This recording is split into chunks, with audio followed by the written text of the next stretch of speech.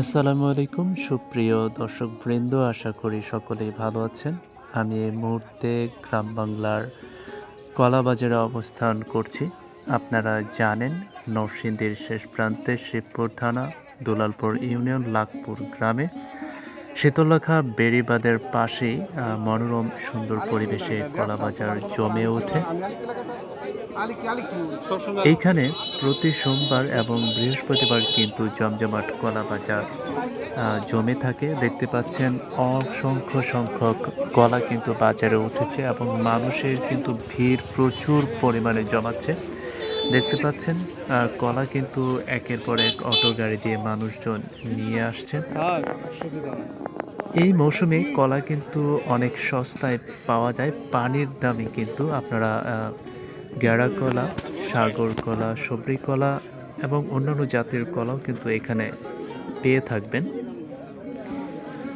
যারা আগ্রহী, যারা ক্রয় করতে চান তারা কিন্তু এখানে এসে যারা ব্যাপারী আছেন, যারা গ্রাম থেকে কলা নিয়ে শহর অঞ্চলে বিক্রি করতে চান তারা অবশ্যই এই জায়গাটিতে আসতে পারেন এবং মোটামুটি স্বল্প মূল্যে কিন্তু আপনারা কলা কিনে কিন্তু শহরের বিভিন্ন জায়গায় পৌঁছে দিতে পারবেন।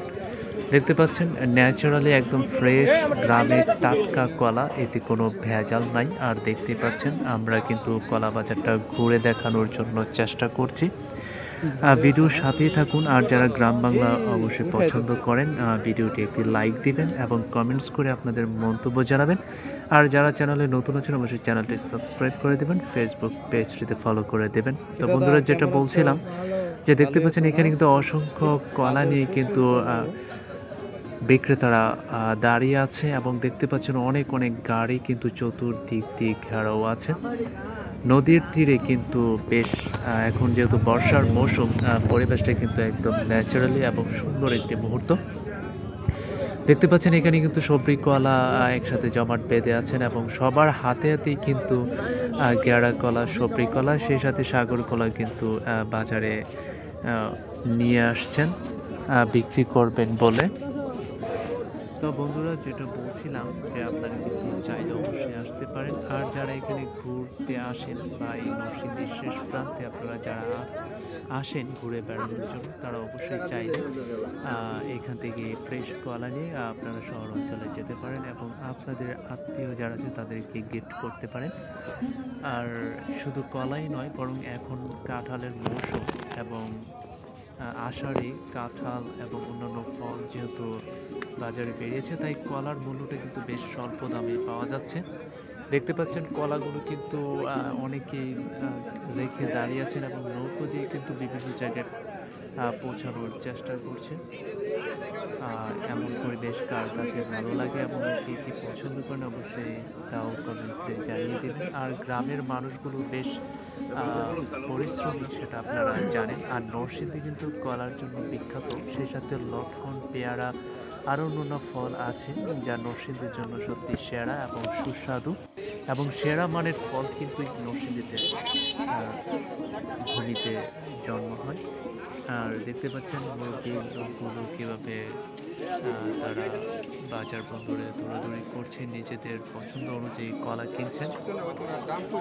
তারা কলা দেখেছেন এবং এই কলাগুলো সত্যি বিভিন্ন শহর অঞ্চলের বিভিন্ন প্রান্তে চলে যায়, যেমন কুমিল্লা, ভৈরব, সিলেট, ঢাকা, বিভিন্ন অঞ্চলে কিন্তু এই কলাগুলো অনেক দূর দূরত্ব যারা ব্যাপারে তারা এসে কিন্তু কিনে নিয়ে কিন্তু তারা ওই সব অঞ্চলে নিয়ে যান।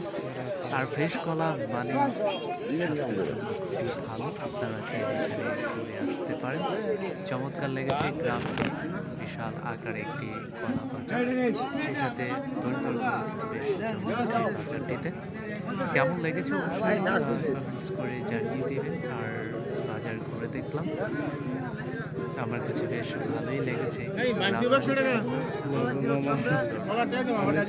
করতে পারি না সবার জন্য সুস্থ কামনা করে চলেই যাব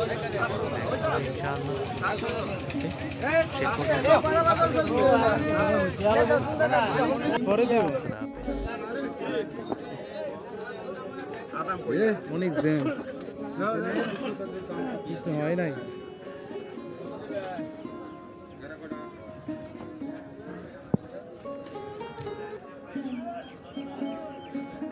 হ্যাঁ করছিলাম, ভালোই আছো না?